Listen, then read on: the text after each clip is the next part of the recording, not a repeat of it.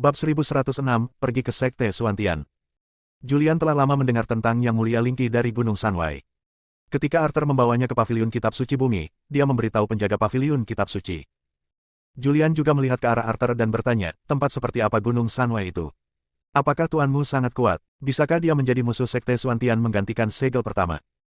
Arthur menggelengkan kepalanya sedikit dan berkata, awalnya saya tidak tahu di mana Gunung Sunway berada, saya juga tidak tahu asal-usul tuan saya. Saya baru mengetahui bahwa Gunung Sunway terletak di tempat tertutup, dan orang-orang kuat di dalamnya Gunung Sunway, mereka semua adalah nenek moyang manusia di bumi. Sebelumnya, seorang utusan dari Gunung Sunway muncul dan menghubungi saya, mengatakan bahwa dia dalam masalah dan dia bisa pergi ke Gunung Sunway untuk meminta bantuan. Mendengar ini, Julian pun mengambil sedotan penyelamat dan berkata dengan tergesa-gesa, baiklah, kalau begitu aku akan menunggumu di sini, cepat pergi. Arthur mengangguk, utusan Gunung Sunway memberiku harta karun. Dengan harta ini, aku bisa pergi ke tempat tertutup di mana Gunung Sunway berada. Sebelum aku kembali, kamu tidak boleh bertindak gegabah. Pergilah dengan cepat. Pada saat ini, Julian tidak punya pilihan selain menunggu Tuan Arthur mengambil tindakan. Setelah Arthur dengan singkat mengucapkan beberapa patah kata kepada Julian, dia segera pergi. Julian, sebaliknya, tidak memasuki Gunung Busu. Dia tinggal sementara di luar Gunung Busu. Dia tenggelam dalam pikirannya. Dia merasa bahwa Tuan Arthur mungkin tidak dapat diandalkan. Dia ingin menemukan penjaga. Setelah mendapat ide, dia segera pergi. Segera, dia muncul di Gunung Tai, pergi jauh ke bawah tanah di aliran gunung, dan memasuki lantai pertama Paviliun Sutra. Adik penjaga. Dia berteriak. Saat suara itu datang, cahaya putih muncul, dan seorang wanita berpakaian putih muncul. Dia memandang Julian dengan tenang dan bertanya, ada apa? Apakah ada yang salah? Julian bercerita tentang masalah yang dia temui. Sister Guardian, kamu harus membantuku kali ini. Musuhnya adalah sekte super dari segel pertama. Mengapa aku harus melawan mereka? Penjaga itu tenggelam dalam pikirannya.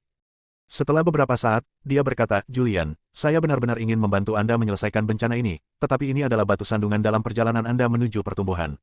Anda harus menyelesaikannya sendiri. Selain itu, tugas saya hanya melindungi Paviliun Sutra. Saya tidak akan melakukannya dengan mudah, saya harap Anda bisa mengerti.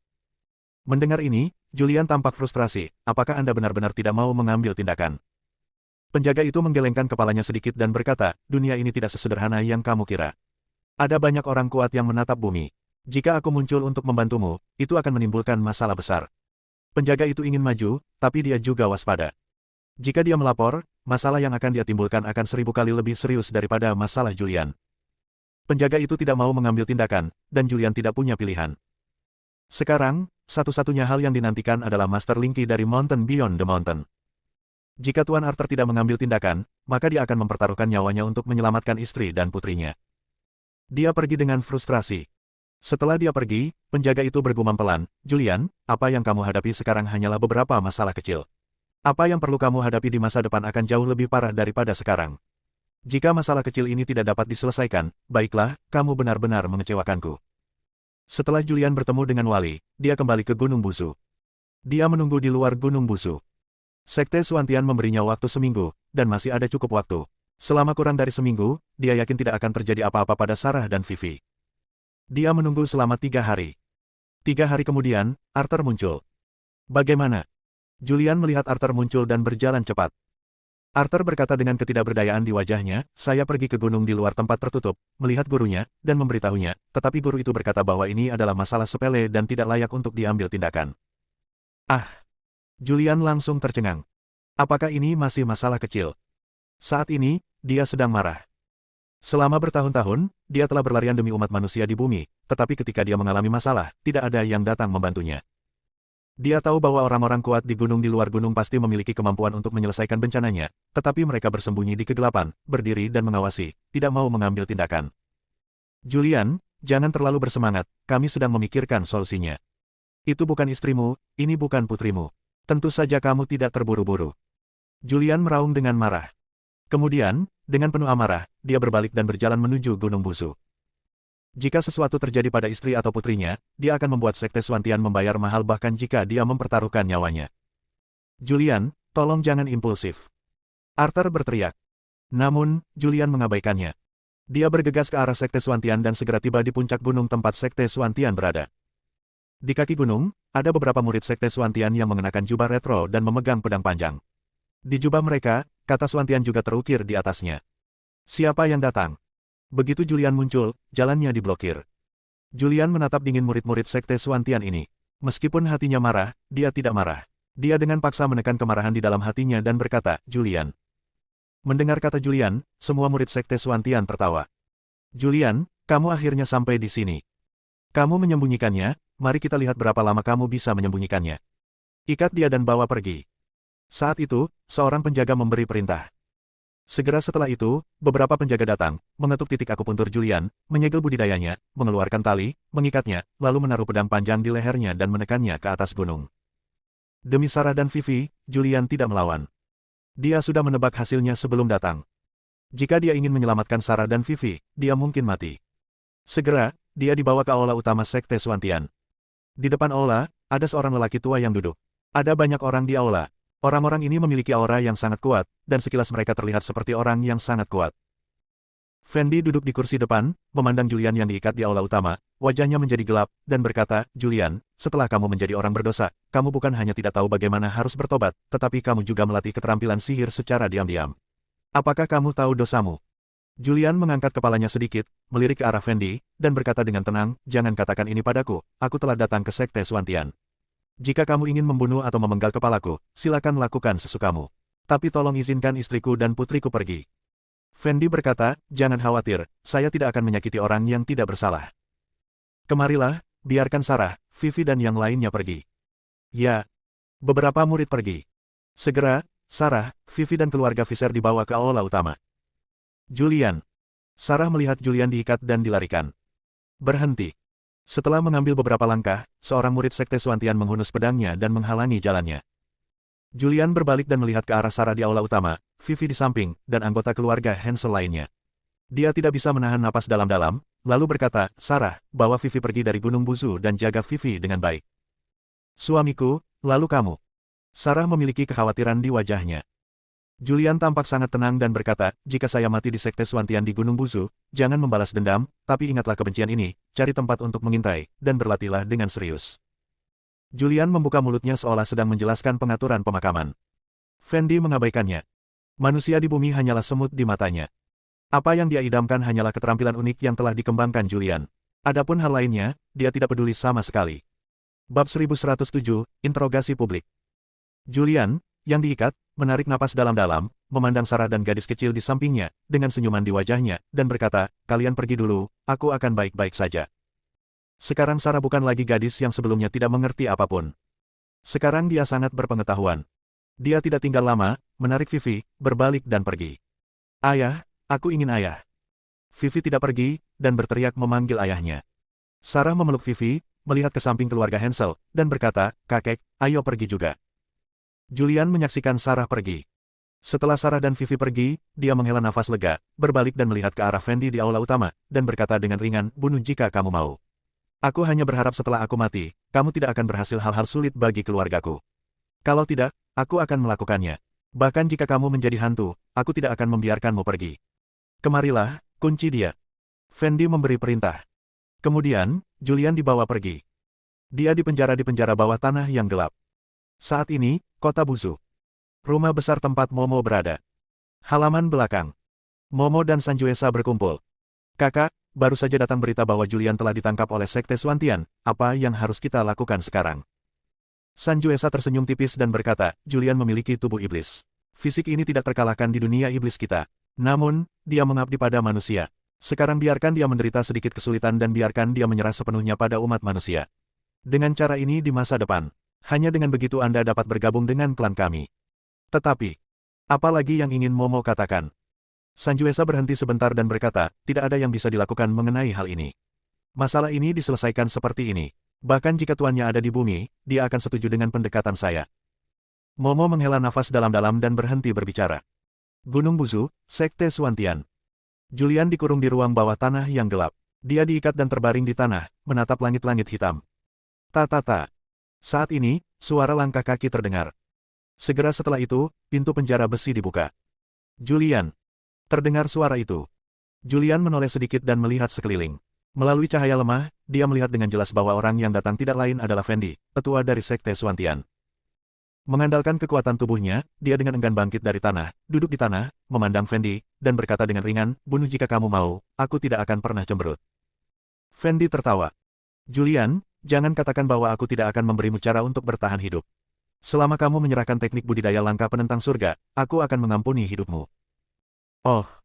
Julian tertawa. Fendi, ternyata kamu sudah bekerja keras hanya untuk mendapatkan langkah penentang surga. Karena kamu tahu bahwa aku telah berlatih langkah penentang surga, kamu harus tahu betapa sulitnya mempraktikkan langkah penentang surga. Bahkan jika aku memberikannya kepadamu, bisakah kamu berlatih? Fendi berkata, kamu tidak perlu khawatir. Selama kamu bisa memberikannya kepadaku, aku akan membiarkanmu hidup. Bagaimana? Beneran? Julian tampak tidak percaya. Jika Fendi menepati janjinya, lalu apa yang bisa dia lakukan jika dia memberikannya? Karena tidak mudah untuk mempraktikkan langkah menentang surga. Dengan tubuh Fendi, tidak mungkin untuk mempraktikannya sama sekali. Tentu saja, aku menepati janjiku. Fendi berbicara. Oke, aku berjanji padamu. Julian tidak ragu-ragu sama sekali dan berkata, siapkan beberapa kertas dan pena untuk saya, dan saya akan menuliskannya untuk Anda. Kemarilah, kendurkan ikatannya. Mengikuti perintah Fendi, beberapa murid sekte Swantian masuk, melonggarkan ikatan Julian, dan juga melepaskan segel pada titik akupuntur Julian. Karena Fendi tidak takut pada Julian. Meski Julian kini menjadi manusia terkuat di muka bumi, di matanya ia hanyalah seekor semut. Segera, pena dan kertas sudah siap. Julian juga menuliskan teknik langkah menentang surga dan memberikannya kepada Fendi. Ketika Fendi melihat metode pelatihan, ekspresinya tiba-tiba berubah. Ini. Dia tampak kaget dan berkata, inikah cara langkah menantang surga berlatih? Julian mengangguk dan berkata, saya berkata, meskipun saya memberikannya kepada Anda tidak akan bisa berlatih. Nak, apakah kamu bercanda? Wajah Fendi menjadi gelap, dan dia menyerang tiba-tiba, dengan energi kemarahan yang kuat berubah menjadi telapak tangannya. Dia menamparkan Julian dengan telapak tangan, dan kekuatan telapak tangan yang kuat membuat tubuh Julian terbang mundur, membentur dinding dengan keras, dan kemudian dia jatuh ke tanah dan seteguk darah muncrat. Meskipun Julian telah mendapatkan kembali kekuatannya sekarang, dia tidak memiliki kekuatan untuk menolak menghadapi Fendi. Nak, tidak ada teknik kultivasi seperti ini di dunia. Jika kamu tidak memberikannya kepadaku lagi, jangan salahkan aku karena bersikap kasar, ancam Fendi sambil merobek teknik di tangannya menjadi beberapa bagian. Menurut pendapatnya, Julian hanya mempermainkannya. Julian bangkit dari tanah dengan susah payah. Dia telah memberi Fendi teknik pelatihan langkah menantang surga, tapi Fendi tidak mempercayainya. Aku sudah memberikannya padamu, tapi kamu tidak percaya. Apa yang bisa kulakukan? Jika kamu tidak percaya, bunuh aku. Jika kamu ingin mati, tidak semudah itu. Aku akan memberimu waktu seminggu di dunia, dan seminggu kemudian, kamu akan diadili di depan umum di Sekte Swantian Gunung Busu. Fendi mendengus dingin, lalu melambaikan lengan bajunya dan berbalik untuk pergi. Julian duduk di tanah dengan ekspresi ketidakberdayaan di wajahnya. Bahkan jika dia mengatakan yang sebenarnya, tidak ada yang akan mempercayainya. Dia terluka. Namun, tubuhnya adalah tubuh iblis dan kemampuan pemulihannya sangat kuat. Energi iblis bersirkulasi di tubuhnya, dan luka di tubuhnya pulih dengan cepat. Selanjutnya, Fendi akan datang ke ruang bawah tanah setiap hari. Setiap hari, Julian akan ditanyai, menanyakan Julian tentang teknik rahasia menentang langit, dan juga bertanya kepada Julian tentang metode melatih keterampilan sihir. Menurut Fendi, alasan mengapa tubuh Julian begitu kuat adalah karena dia telah melatih keterampilan sihir yang luar biasa. Dia berpikir untuk mengambil tubuh Julian. Namun, ini hanyalah upaya terakhir. Lebih baik bertanya dulu. Jika Julian benar-benar tidak mengatakan apa-apa, maka dia tidak punya pilihan selain mengambil risiko. Setelah membunuh Julian, dia akan langsung mengambil tubuh Julian. Minggu depan, Julian akan disiksa setiap hari, tetapi penyiksaan dan rasa sakit ini tidak berarti apa-apa baginya. Dia pernah membakar tubuhnya, dan kemampuannya untuk menahan rasa sakit jauh melebihi orang biasa. Julian keras kepala dan Fendi tidak punya pilihan. Seminggu berlalu dalam sekejap mata. Suatu pagi seminggu kemudian, Julian diikat lagi. Dia dibawa keluar aula utama Sekte Swantian. Di luar aula utama, pilar batu setinggi lebih dari 10 meter muncul, dan Julian diikat ke pilar batu. Seminggu sebelumnya, Sekte Swantian telah merilis berita bahwa Julian akan diadili. Saat ini, banyak orang muncul di Sekte Swantian. Orang-orang ini semuanya jenius dari negeri 3000 anjing laut, dan beberapa bahkan merupakan kekuatan supernatural hebat yang menyegel diri mereka sendiri puluhan ribu tahun yang lalu. Di pagi hari, Sekte Swantian penuh sesak. Di depan aula utama, Fendi memandang banyak orang jenius di luar aula, mengelus janggut putihnya, dan berkata, terima kasih telah datang ke Sekte Swantian. Seperti yang kita semua tahu, setelah bumi menjadi orang berdosa, pengkhianatan nenek moyang bumi menyebabkan kerugian kita secara tragis, banyak orang kuat yang meninggal secara tragis. Setelah Julian menjadi orang berdosa, dia tidak tahu bagaimana harus bertobat, dan diam-diam berkolusi dengan iblis untuk melatih keterampilan iblis. Kami dipanggil hari ini untuk menghakimi dan membunuh di depan umum. Suara Fendi bergema. Puluhan ribu orang berkumpul di lokasi kejadian. Orang-orang ini semuanya sangat kuat, dan yang terlemah telah mencapai alam kesucian. Julian diikat ke pilar batu. Dia melihat begitu banyak orang jenius datang, dan ketika dia mendengar Fendi berkata bahwa dia berkolusi dengan iblis, dia tahu bahwa dia dikutuk hari ini, dan dia juga berpikir dalam hatinya. Memikirkan bagaimana cara keluar. Bab 1108, sakitnya serangan petir. Tidak sulit bagi Julian untuk melarikan diri. Meski budidayanya sekarang tersegel, kekuatan fisiknya masih sangat kuat. Terlebih lagi, dia masih memiliki rumah abadi, dan ada Zuzu di rumah abadi. Zuzu mengatakan bahwa dia tidak akan membantunya menyelesaikan kesulitan ini, tetapi membantunya melarikan diri seharusnya tidak menjadi masalah. Tapi satu-satunya hal yang dikhawatirkan Julian sekarang adalah jika dia melarikan diri, bagaimana jika Sekte Swantian mengincar istri dan putrinya. Julian dalam masalah. Julian, apakah kamu tahu kesalahanmu? Teriakan keras terdengar. Julian sadar, memandang Fendi di depan aula, tersenyum tipis, dan berkata, apa kejahatannya? Fendi berteriak dengan dingin, sebagai orang berdosa. Kamu harus bertobat dengan tulus, tetapi kamu berkolusi dengan iblis dan mempraktikkan keterampilan iblis. Julian bertanya, siapa bilang saya melatih keterampilan sihir? Kita sudah sampai pada titik ini, apakah kamu masih ingin berdalih? Fendi berkata dengan dingin. Dalam hal ini, aku akan meyakinkanmu. Saat dia berbicara, dia mengeluarkan beberapa video. Video ini diambil saat Julian melawan Ransin dan yang lainnya di Gunung Busu. Di depan aula utama terdapat TV berukuran besar. Para jenius yang hadir semuanya melihat Julian bertarung. Fendi berteriak, sekarang, apa lagi yang ingin kamu katakan? Julian terdiam. Fendi bahkan menayangkan videonya, dan dia tidak berdalih, karena tubuhnya memang dibentuk kembali oleh makhluk setan. Julian menarik napas dalam-dalam. Dia tahu bahwa dia dikutuk hari ini. Saya bersalah, tetapi istri dan anak perempuan saya tidak bersalah. Saya hanya berharap setelah kematian saya, istri dan anak perempuan saya tidak akan merasa malu. Sekarang para jenius dari 3000 dunia ada di sini. Saya harap Anda dapat memantau Sekte Swantian dan jangan biarkan mereka kembali menimbulkan masalah bagi istri dan anak perempuanku. Julian membuang muka sepenuhnya. Namun, satu-satunya yang khawatir sekarang adalah Sarah dan Vivi. Pada saat ini, seorang biksu berdiri dan berkata, Julian, Anda bersalah karena mempraktikkan keterampilan sihir. Saya telah membantu Anda, tetapi saya jamin tidak akan terjadi apa-apa pada istri dan anak perempuan Anda. Siapa yang berani melakukan apapun terhadap istri dan anak perempuan, sayalah orang pertama yang tidak setuju. Orang yang berbicara adalah orang yang berasal dari alam Yuan. Awalnya, dia adalah seorang jenius. Dan Vidi juga menempati peringkat sangat tinggi di antara 3000 dunia. Asal-usulnya juga sangat besar, bahkan jika itu adalah Sekte Swantian, dia tidak takut. Namun, Julian berlatih sihir dan diadili, jadi dia benar-benar tidak dapat membantu Julian. Julian ini bukanlah orang yang sangat jahat. Ya, meskipun dia telah mempraktikkan sihir, dia mengabdi pada umat manusia di bumi. Orang seperti itu jarang terjadi. Tidak peduli apa, jika kamu berlatih sihir, kamu bersalah dan pantas mati. Banyak orang jenius berbicara satu demi satu. Di kepala aula, sudut mulut Fendi terangkat, membentuk senyuman tipis. Semuanya sesuai rencananya. Dia sudah berpikir jernih bahwa Julian tidak mau menceritakan rahasia langkah menantang surga, jadi dia akan membunuh Julian, merebut tubuhnya, dan pada saat yang sama menggunakan harta tertinggi untuk memenjarakan jiwanya dan mencari jiwanya. Dengan cara ini, seseorang masih dapat mengetahui teknik yang dipraktikkan oleh Julian. Julian, aku menghukummu dengan serangan kilat selama 30 hari, apakah kamu punya keluhan? Suara Fendi terdengar lagi. Julian tampak sangat tenang dan berkata, selama kamu tidak menyentuh istri dan anak perempuan saya, apapun yang terjadi, semuanya akan baik-baik saja. Oke. Fendi berbicara. Segera setelah itu, tanda misterius muncul di tangannya. Tanda-tanda ini menghilang ke udara, dan saat berikutnya langit cerah tertutup awan gelap. Teknik guntur surgawi. Melihat pemandangan ini, ekspresi banyak orang berubah. Fendi menggunakan keterampilan rahasianya yang menakutkan dan menarik guntur dari langit. Boom! Sambaran petir jatuh dari langit dan menghantam pilar batu, diikuti oleh Julian. Ketika petir menyambarnya, Julian merasakan sakit yang parah di sekujur tubuhnya. Rasa sakit itu sangat menyakitkan hingga jiwanya bergetar, dan dia tidak bisa menahan untuk tidak mengeluarkan jeritan yang menyedihkan. Tidak ada yang berdiri untuk menghentikannya, dan tidak ada yang bersimpati dengan Julian. Karena Julian adalah manusia di bumi dan seorang pendosa. Nenek moyang mereka semua meninggal secara tragis karena pengkhianatan nenek moyang mereka di bumi.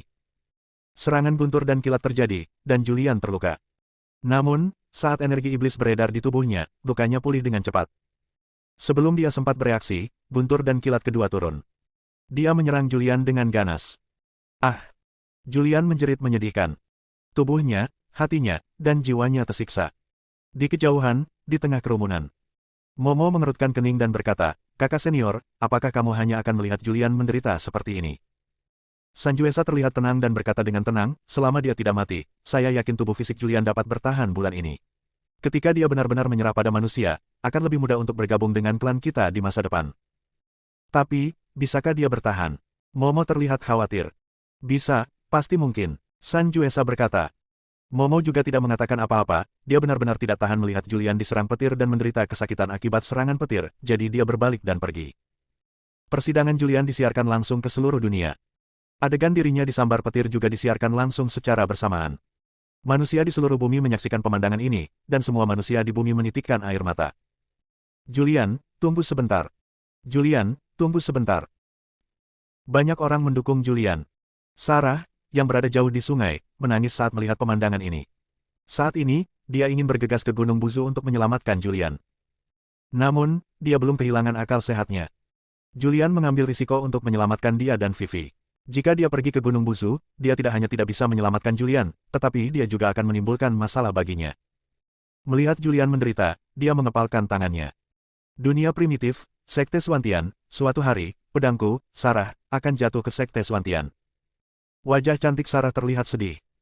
Dia diam-diam bersumpah di dalam hatinya bahwa jika Julian meninggal di Gunung Buzu dan meninggal di luar aula utama Sekte Swantian, dia pasti akan menghancurkan Sekte Swantian. Julian menderita serangan petir. Pada awalnya, dia masih bisa mengandalkan kekuatan tubuhnya untuk melawan, tetapi ketika energi iblis di tubuhnya habis, lukanya menjadi semakin serius. Dalam sekejap mata, lebih dari setengah bulan telah berlalu. Selama lebih dari setengah bulan, Julian menderita serangan petir sepanjang waktu. Kini, tubuhnya diserang berkeping-keping. Energi iblis di tubuhnya telah habis. Dia sekarat dan kesadarannya kabur. Di dalam rumah abadi, Zuzu juga tahu tentang situasi Julian. Dia mengerutkan kening dan berkata, jika ini terus berlanjut, dia akan mati. Killing menatap Zuzu dan berkata, karena kamu tidak tahan, bantulah dia. Tetapi, Zuzu berkata dengan rasa malu di wajahnya, kamu tahu siapa aku, bagaimana aku bisa mengambil tindakan dengan begitu mudah, dan anak ini bahkan mendapat monumen langit tak berujung, jika aku membantunya, aku akan terkontaminasi karma besar. Killing berkata dengan tenang, kamu tinggal di rumah abadi Jinghong, dan Julian sekarang adalah penguasa rumah abadi Jinghong. Selama ini, kamu juga secara tidak langsung membantunya. Kamu telah ternoda oleh sebab dan akibat. Zuzu berkata, saya dapat mengatasi sebab dan akibat ini, dan saya memiliki kemampuan untuk menanggungnya. Kalau begitu bantu dia secara tidak langsung dan biarkan dia pergi dari sini untuk sementara. Jika dia benar-benar mati, rumah abadi akan menjadi benda tanpa pemilik. Sekarang sisa jiwa Kaisar Jinghong telah menghilang, rumah abadi ingin menemukan pemiliknya lagi. Itu lebih sulit. Bab 1109, melarikan diri. Julian telah diserang petir selama lebih dari 10 hari. Energi iblis di tubuhnya telah lama habis. Namun, meski begitu, tubuhnya berbeda. Di bawah serangan guntur dan kilat, ia tidak hilang sepenuhnya, melainkan hanya hancur berkeping-keping oleh pemboman. Dan jiwanya pun mengalami kerugian yang besar, namun karena kekuatan raga, raga tersebut mampu melindungi jiwa dan mencegahnya menghilang. Jika itu adalah beku lain, dia pasti sudah lama meninggal. Di aula utama, Fendi memperhatikan situasi Julian. Sekarang, hidup atau mati Julian tidak penting baginya. Selama Julian meninggal, maka dia dapat menggunakan harta itu untuk secara paksa memenjarakan jiwa Julian dan kemudian merebut tubuhnya. Cek, tubuh anak ini kuat sekali. Kalau itu biksu lain, mereka pasti sudah lama mati. Fendi juga kaget dengan tubuh Julian. Dia semakin merindukan tubuh Julian. Saat ini, Julian sedang bingung. Dia merasa seperti dia akan mati. Apakah kamu akan mati sekarang? Pikiran muncul di benaknya. Dia tidak ingin mati. Namun, sekarang dia tidak punya pilihan, dia tidak bisa melarikan diri karena dia takut setelah dia pergi, Sekte Swantian akan menimbulkan masalah bagi istri dan putrinya. Julian. Saat ini, suara Zuzu datang dari Immortal Mansion. Julian menjawab dalam hatinya, dan suaranya mencapai rumah abadi, saudari Zuzu. Julian, aku akan membantumu melarikan diri dari bumi sekarang. Kamu untuk sementara mengintai dan jangan kembali. Aku tidak bisa pergi. Julian berkata dengan lemah, bagaimana jika saya pergi dan mereka menangkap Sarah dan Vivi lagi? Zuzu berkata, Anda dapat yakin tentang hal ini. Ketika kultivasi Anda mencapai puncak dan mencapai puncak sebenarnya, bahkan jika istri dan anak perempuan Anda meninggal, Anda akan memiliki kemampuan untuk membangkitkan mereka. Benarkah? Julian tidak mempercayainya. Tentu saja, aku pernah berbohong padamu sebelumnya. Oke, cepat, bantu aku pergi, aku tidak tahan lagi. Julian merasa kesadarannya akan hilang. Jika dia tidak pergi, dia akan mati. Oke, bersiaplah. Aku akan dengan paksa merobek kekosongan, membuka paksa segel bumi, dan membiarkanmu meninggalkan bumi. Tapi aku tidak tahu di antara 3.000 tempat tertutup mana kamu akan muncul. Tidak masalah. Julian berkata dengan lemah, selama saya bisa hidup, selama saya bisa meninggalkan bumi, saya bisa pergi kemanapun. Kata Zuzu. Segera setelah itu, kekuatan yang kuat diubah di rumah abadi. Kekuatan ini melesat langsung ke langit, dan retakan segel di langit diperbesar dalam sekejap. Rantai besi di tubuh Julian putus saat ini. Tubuh Julian terbang menuju langit. Saat ini, di aula utama. Fendi memperhatikan situasi Julian, dia menunggu Julian mati, begitu Julian meninggal, dia akan mengambil tindakan. Tiba-tiba, dia merasa ada yang tidak beres. Dia tiba-tiba bergegas keluar dan melihat tubuh Julian melepaskan diri dari pilar batu dan terbang menuju langit. Di mana harus melarikan diri. Wajahnya menjadi gelap, dan dia tiba-tiba menyerang. Sebuah tangan besar ilusi muncul di udara, mencoba dengan paksa menarik Julian yang hendak melarikan diri. Pada saat ini, Zuzu di Immortal Mansion mendengus dingin, melambaikan tangannya, dan kekuatan yang kuat berubah dari Immortal Mansion, dengan paksa menahan serangan Fendi. Fendi hanya merasakan kekuatan yang kuat menyapu dirinya. Dia terlempar ke belakang karena keterkejutannya dan tidak bisa menahan muncrat seteguk darah. Haha. Pada saat ini, raungan keras penuh amarah datang dari cakrawala di kejauhan. Alam primitif, Sekte Suantian, Fendi, saya, Julian, akan mengingat Anda. Cepat atau lambat, saya akan kembali dan menghancurkan Sekte Suantian. Suara Julian bergema. Saat suara itu datang, dia tenggelam ke dalam segel dan menghilang ke gunung busu. Brengsek. Fendi menunduk dan mengumpat dengan marah, siapa yang diam-diam membantu anak ini. Adegan ini juga disiarkan secara langsung. Hari-hari ini, Sarah memperhatikan Julian. Sekarang dia melihat Julian melarikan diri, dia benar-benar lega. Sebelum Julian pergi, dia meneriakkan sebuah kalimat dengan seluruh kekuatannya. Setelah meneriakkan kalimat tersebut, dia benar-benar pingsan dan pingsan. Tubuhnya memasuki celah segel. Dia tidak tahu dunia apa yang dia masuki. Saya tidak tahu berapa lama waktu telah berlalu. Julian bangun dengan santai. Dia merasa lemas dan ingin membalikkan badan, tetapi begitu dia bergerak, dia merasakan sakit yang parah di tubuhnya. Dia melihat ke atas kepalanya dan menemukan beberapa tirai putih. Apakah aku? Tuan, apakah Anda sudah bangun? Tepat ketika Julian bingung, sebuah suara datang. Julian ingin berbalik dan melihat siapa pemilik suara itu, tetapi lukanya sangat serius dan dia tidak bisa menggerakkan tubuhnya. Rasa sakit yang hebat menjalar ke seluruh tubuhnya setiap kali dia bergerak. Tuan, Anda terluka parah, mohon jangan bergerak. Suara itu terdengar lagi. Segera setelah itu, Julian merasakan seseorang duduk di samping tempat tidur. Dia tidak bisa menggerakkan kepalanya dan tidak bisa melihat siapapun, tapi dia mencium aroma seorang wanita. Dia membuka mulutnya untuk berbicara, menanyakan siapa dia. Namun, dia terluka terlalu parah. Dia disambar petir selama lebih dari setengah bulan, dan merupakan keajaiban dia tidak mati. Meskipun dia sudah bangun sekarang, dia merasa pusing dan kesadarannya tersebar. Sepertinya dia akan menghilang kapan saja dan mati kapan saja. Setelah terbangun beberapa saat, dia pingsan. Selanjutnya, Julian terkadang terbangun dan terkadang koma. Situasi ini berlangsung sekitar 1 bulan. Tubuhnya sangat aneh, dan telah pulih dengan sendirinya dalam bulan ini. Sebulan kemudian, Julian hampir tidak bisa menggerakkan tubuhnya. Namun, meski dia baru saja bergerak, dia tidak bisa bangun sama sekali. Bulan ini, seseorang datang menemuinya setiap hari. Dia tidak tahu siapa orang itu, tapi dia hanya tahu bahwa suara orang itu sangat bagus. Hari ini, Julian bangun pagi-pagi sekali, dia berbaring di tempat tidur dengan bosan dan melihat tirai putih di atas kepalanya. Berderak. Pintu terbuka dan langkah kaki terdengar. Langkah kaki itu berhenti di samping tempat tidur. Seorang wanita berdiri di samping tempat tidur, memandang Julian dengan mata terbuka, dan berkata pada dirinya sendiri, tubuhnya pulih dengan baik. Ini baru sebulan, dan hampir pulih. Saya hanya tidak tahu apakah otaknya rusak. Dia bangun berkali-kali bulan ini, tapi dia tidak berbicara. Wanita itu berbicara dengan lembut. Dia duduk, meraih tangan Julian, memeriksa denyut nadinya, dan memeriksa tubuh Julian. Itu benar-benar tubuh ajaib. Ketika aku mengambilnya, itu penuh dengan lubang. Meskipun dia mengambil ramuanku, itu tidak memiliki efek sama sekali dan dapat membuat tubuhnya pulih begitu cepat. Wanita itu meletakkan tangan Julian. Nona, ini tidak bagus. Saat ini, sebuah suara datang dari luar pintu. Mendengar ini, wanita itu segera berdiri dan berjalan keluar. Julian sedang berbaring di tempat tidur. Dia bisa berbicara, tapi dia tidak mengatakannya. Karena dia masih belum tahu di mana dia berada atau siapa yang menyelamatkannya. Sekarang, tubuhnya pada dasarnya telah pulih, tetapi kekuatannya belum pulih. Dengan kondisi fisiknya saat ini, dalam waktu seminggu, dia akan dapat pulih sepenuhnya. Bab 1110. Julian diserang petir selama lebih dari setengah bulan.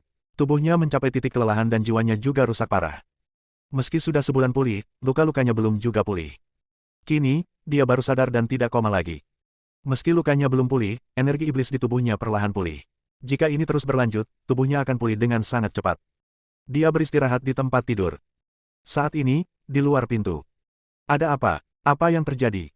Seorang wanita cantik berbaju putih memandang ke arah pelayan yang berlari dengan tergesa-gesa dan memarahi. Sungguh merepotkan, sayang sekali. Nona kecil, keluarga Finland datang untuk melamar. Mendengar ini, wanita itu sedikit mengernyit. Tempat ini adalah dunia primitif. Ini adalah dunia nomor satu di antara 3.000 negeri yang tersegel. Nama wanita itu adalah Sandra. Dia adalah seorang pengembara dari kota Kunsu di dunia primitif, di prefektur Donghua. Di kota Kunsu, ada 3 keluarga besar. Keluarga Foster adalah salah satunya, keluarga Finland juga salah satunya, dan keluarga Kim juga salah satunya. Namun di antara 3 keluarga besar, keluarga Foster menempati urutan ketiga. Dahulu kala, keluarga Foster adalah orang nomor 1. Namun, 30 tahun yang lalu, nenek moyang keluarga Foster meninggal secara tak terduga, dan keluarga Foster tidak lagi memiliki orang super kuat yang bertanggung jawab, mengakibatkan kekuatannya menjadi jauh lebih lemah. Selama bertahun-tahun, ia terus-menerus ditekan oleh keluarga Finland dan keluarga-keluarga Kim. Aku akan pergi melihatnya. Setelah Sandra sedikit mengernyit, dia meninggalkan halaman belakang dan menuju ke ruang depan. Banyak orang berkumpul di aula. Pemimpinnya adalah seorang pria parubaya yang mengenakan jubah cantik. Dia adalah Vance, kepala keluarga Foster saat ini. Berikutnya, ada seorang lelaki tua berbaju abu-abu dan seorang pemuda tampan berbaju biru. Orang tua berbaju abu-abu adalah yang tertua dari keluarga Finland. Pria berjubah biru adalah generasi muda jenius dari keluarga Finland, dan namanya adalah Roland. Sandra. Roland segera berdiri dari kursinya dan memandang Sandra yang berjalan ke arahnya dengan senyum cerah di wajahnya. Sandra, kamu di sini.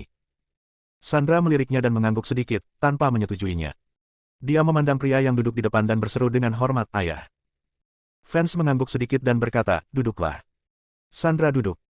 Pada saat ini, tetua dari keluarga Finland angkat bicara dan berkata, Ketua klan Foster, kali ini saya datang ke keluarga Foster secara langsung terutama untuk pernikahan kedua klan. Seperti yang kita semua tahu, klan kita Roland adalah jenius paling menonjol di kota Kunsu, dan dia juga telah diberikan kesempatan untuk bergabung dengan kota Suansu. Dengan kualifikasi Tianzong, dia akan segera menjadi murid Suan Tianzong. Dan Sandra dari keluarga Foster adalah wanita tercantik di kota Kunsu. Wanita tercantik cocok dengan orang paling berbakat. Ini pasangan yang sempurna. Pernikahan antara dua ras adalah aliansi yang kuat. Penatua Finland menjelaskan niatnya. Aku tidak akan menikah. Sebelum Vance, kepala keluarga Foster, dapat berbicara, Sandra berdiri, memandang kepala keluarga Finland, dan berkata dengan hormat, Penatua Finland, Sandra masih muda dan hanya ingin berlatih dengan serius dan tidak belum mau menikah. Kenapa? Aku tidak cukup baik untukmu. Roland berdiri dan berkata, kamu Meng, kamu tahu bahwa aku selalu menyukaimu, aku. Sandra menyelanya dan berkata, Tuan Roland, Anda sangat baik, tetapi Sandra tidak layak untuk Anda. Silakan kembali. Pada saat ini, kepala keluarga Foster berdiri dan berkata sambil tersenyum, Elder Finland, putriku belum berencana untuk menikah. Bagaimana kalau kita menunda masalah ini sebentar dan menunggu sampai dia berencana untuk menikah? Keluarga Finland sekarang menjadi kepala dari 3 keluarga besar di kota Kunsu, dan keluarga Foster tidak berani menyinggung perasaan mereka sepenuhnya. Sandra, aku tidak akan menikah kecuali aku menikahimu. Kamu ditakdirkan menjadi wanitaku dalam hidup ini. Roland memandang Sandra dengan sentuhan keserakahan di ekspresinya, dan berkata, kamu akan setuju. Tidak akan lama lagi kamu akan menikah denganku secara pribadi. Datanglah ke rumah Finland dan minta aku menikah denganmu. Roland meninggalkan sepatah kata pun, melambaikan lengan bajunya, berbalik dan pergi. Penatua Finland menatap Vance dengan dingin, mendengus dingin, dan berkata, saya tidak tahu apa yang baik atau buruk. Setelah mengatakan itu, dia berbalik dan pergi. Setelah keduanya pergi, Vance menghela nafas tak berdaya, Sandra, kamu tidak boleh menolak. Kamu juga tahu apa yang terjadi dengan keluarga sekarang. Keluarga Finland sangat berkuasa sekarang dan telah menjilat Buddha Agung dari Sekte Swantian. Keluarga Finland ada di Anda dapat berjalan menyamping di kota Kunsu, dan bahkan di prefektur Donghua, hanya ada sedikit keluarga yang dapat bersaing dengan keluarga Finland. Itu benar, tapi, ayah, kamu tahu siapa Roland. Meskipun dia jenius yang langka, dia kejam dan bisa berganti wanita lebih cepat dari pakaian. Bagaimana putrimu bisa bahagia jika dia menikahinya? Dia hanya menginginkan tubuh putrimu. Begitu dia mendapatkannya, dia tidak akan menghargainya. Aku tidak boleh menikah dengannya. Vance menghela nafas, hanya saja kamu telah menolaknya sekarang. Saya tidak tahu cara apa yang diam-diam akan digunakan keluarga Finland untuk berurusan dengan keluarga Foster. Vance tidak mengkhawatirkan apapun, dia khawatir keluarga Finland diam-diam berurusan dengan keluarga Foster. Dengan kekuatan keluarga Finland saat ini, keluarga Foster tidak bisa menolaknya. Sandra berpikir sejenak dan berkata, karena Roland telah menyelesaikan ujian Sekte Suantian dan akan menjadi murid Sekte Suantian, maka aku akan pergi ke Tianyuan. Selama aku menjadi murid Tianyuan, keluarga Finland tidak akan berani melakukan apapun. Hanya, fans tampak khawatir dan berkata, Tianyuan selalu sangat ketat dalam merekrut murid. Jauh lebih sulit untuk memasuki Tianyuan daripada memasuki Sekte Suantian. Apakah Anda yakin? Sandra menggelengkan kepalanya. Dia tidak yakin sama sekali. Di dunia primitif, ada beberapa negara adidaya. Sekte Suantian, Tianyuan adalah salah satunya. Murid dari Sekte Suantian dan Tianyuan semuanya termasuk yang terbaik. Tapi sekarang dia tidak punya pilihan. Jika dia tidak ingin menikah dengan Roland, dan jika dia ingin keluarga Finland tidak diam-diam mengincar keluarga Foster, dia harus bergabung dengan Tianyuan dan menjadi murid Tianyuan, sehingga keluarga Finland akan takut padanya. Oke, kamu turun dulu. Fans sedikit menyerah dan memberi isyarat kepada Sandra untuk melanjutkan. Ayah, aku akan turun dulu. Sandra menyapa fans, lalu berbalik dan pergi. Begitu dia meninggalkan aula, pelayan yang pernah berkorespondensi sebelumnya datang. Nona, apa kabar? Sandra menghela nafas tak berdaya, saya menolaknya, tetapi keluarga Finland mengancam saya. Pelayan itu terkejut dan bertanya, apa yang harus lakukan? Sandra berkata, baru-baru ini dikabarkan bahwa Roland telah menyelesaikan ujian Sekte Suantian dan akan menjadi murid Sekte Suantian. Keluarga Finland tidak memperhatikan dua klan lainnya selama bertahun-tahun, tetapi sekarang mereka menjilat Sekte Suantian.